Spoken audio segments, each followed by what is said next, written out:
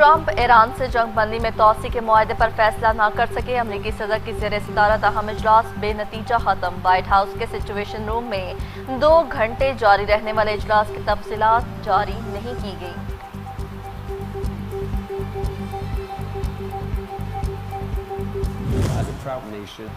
अमरीका से किसी किस्म का कोई मुआहदा हुआ, ना ही ईरान के जोहरी प्रोग्राम पर कोई मुज़ाकरात कर रहे हैं।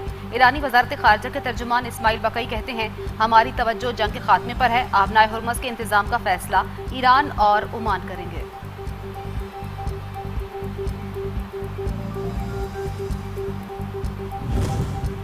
ईरानी सदर मसूद पेज़ेश्कियान और अमीर कतर शेख तमीम बिन हमद अल सानी के दरमियान टेलीफोनिक रब्ता, हित्ते की सूरत हाल और अमन मुज़ाकरात से मुतालिक तबादला ख्याल। सदर पेज़ेश्कियान कहते हैं कि तेहरान हित्ते में जंग कशीदगी के खात्मे के लिए बाइज़्ज़त हल का ख्वाहां, तामीरी सिफारती काविशों का हामी। दूसरे फरीक को भी अपने वादों की पासदारी करना होगी। ईरान से जंग दोबारा छिड़ने की सूरत में अमरीकी फौज पूरी तरह तैयार है। अमरीकी वज़ीर दिफा पीट हेगेस कहते हैं, अमरीका आलमी सलामती के लिए अपनी जिम्मेदारियां अदा करता रहेगा। अमीर ममालिक के दिफाई अखराजात का मजीद बोझ उठाने से इनकार। कहा, कोई मुल्क खित्ते पर बालादस्ती कायम नहीं कर सकता। चीन को खित्ते में अमरीका की पोजीशन का एहतराम करना होगा।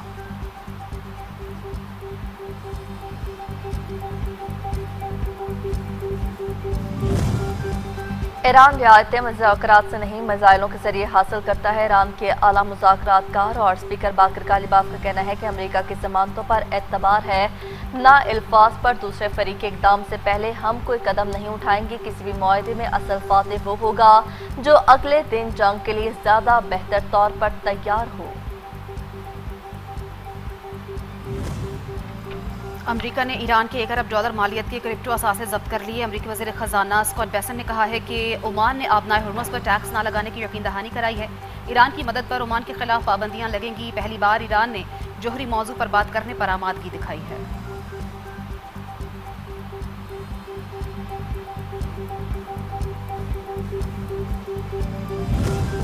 नायब वज़ीर आज़म और वज़ीर ख़ारजा इसहाक़ डार की अमरीकी वज़ीर ख़ारजा मार्को रूबियो से मुलाकात। ईरान अमरीका मुज़ाकरात, इलाकाई और आलमी सूरत हाल पर गौर।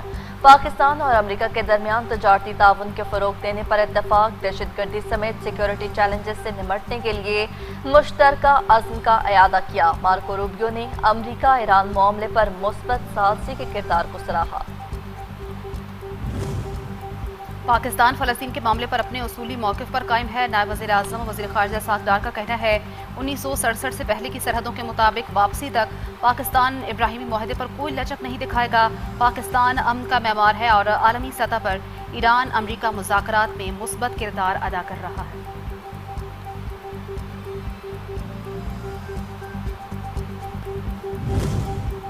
वनडे सीरीज में पाकिस्तान और ऑस्ट्रेलिया के दरमियान पहला मैच आज खेला जाएगा। मैच शाम 4:30 बजे शुरू होगा। दोनों टीम्स पिंडी क्रिकेट स्टेडियम में मद्दे मुकाबिल होंगी। कौमी टीम की क़यादत शाहीन शाह अफरीदी जबकि जॉश इंग्लिस मेहमान टीम की क़यादत करेंगे। दोनों टीम्स के माबैन अब तक 111 वनडे इंटरनेशनल मैचेस खेले जा चुके।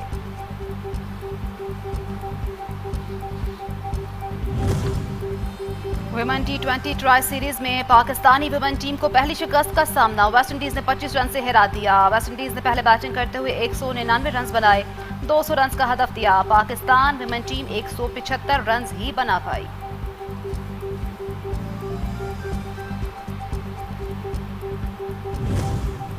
बलाई पंजाब में मौसम की खुशगवार करवट। लाहौर में काले बादल छाने जाने से दिन में रात का समा हो गया। तेज बारिश और झालाबारी से गर्मी की छुट्टी। ताहम आंधी और बारिश के बायस 50 से ज्यादा फीटर स्ट्रिप और रक्शे पर दीवार गिरने से 2 अफराद जख्मी हो गए। गुजरावाला, गुजरात, कसूर, मुरीद के बादल बरस पड़े।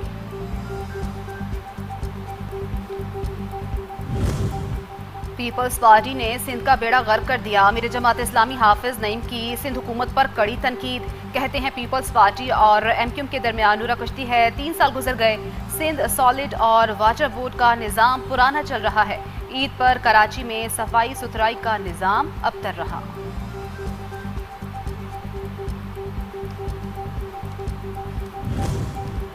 सिंध पुलिस के शोहदा हमारा फखर, दहशतगर्दी जैसे चैलेंजेस से निमटने में कानून नाफिज करने वालों का किरदार अहमियत का हामिल। वज़ीर आला सिंध मुराद अली शाह का नेशनल पुलिस अकेडमी में अफसरान से खिताब, कहा कि अमन और अमान बरकरार रखने में पुलिस की बहादुरी, आज़म और लगन गैर मुतज़लज़ल है।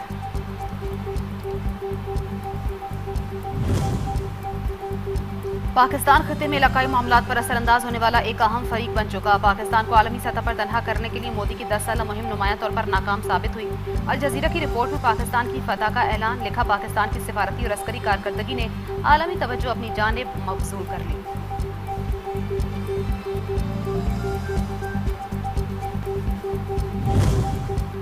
भारतीय गोदी मीडिया की एक बार फिर पाकिस्तान को मुतनाज़ा बयानिए से जोड़ने की नाकाम कोशिश, नाम नहाद कलदम तंजीमों का नाम लेकर पाकिस्तानी सिफारती और दिफाई मुआहदों को इसराइल से जोड़ने का मन घड़त प्रोपेगेंडा शुरू कर दिया।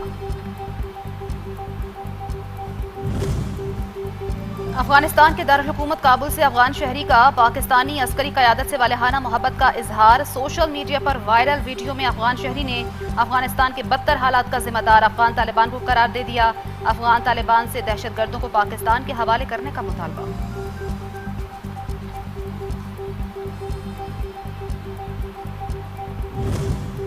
IMF की जानिब से साफ इनकार, आइंदा विफाकी बजट में हाइब्रिड और इलेक्ट्रिकल गाड़ियों पर मजीद सेल्स टैक्स आयद करने की तैयारियां। हाइब्रिड और इलेक्ट्रिकल व्हीकल्स महंगी हो जाएंगी। हाइब्रिड और EV गाड़ियों समेत सोलर पैनल्स पर सेल टैक्स 10 से बढ़ाकर 18% किए जाने का इम्कान।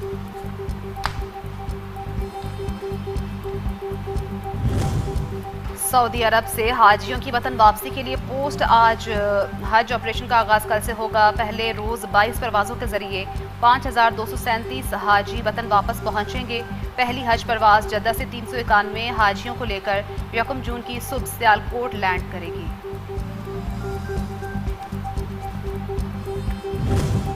इसराइल जिनसी तशद्दुद के बारे में अक़वाम मुत्तहिदा की रिपोर्ट के बाद जवाबदेही से बचने की कोशिश कर रहा है। ईरान नायब वज़ीर ख़ारजा कासिम गरीबाबादी का ट्वीट लिखा कि गजा और लेबनान में जंगबंदी के बावजूद इसराइली फ़िज़ाई और ज़मीनी हमले जारी हैं। जंगी जराइम का मुवाहिज़ा होना चाहिए।